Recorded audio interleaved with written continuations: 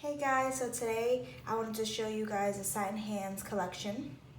What we're going to do first is we're going to apply a small dab of protecting softener to the palm of my hand.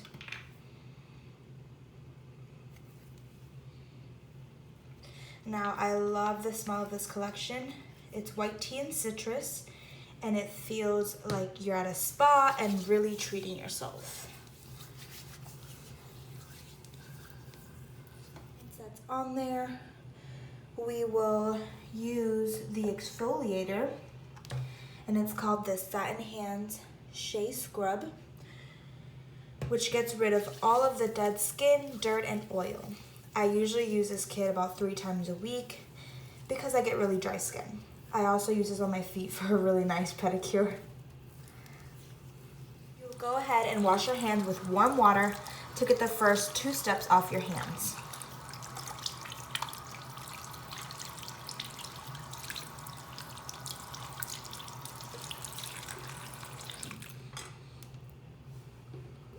You can go ahead and pat dry.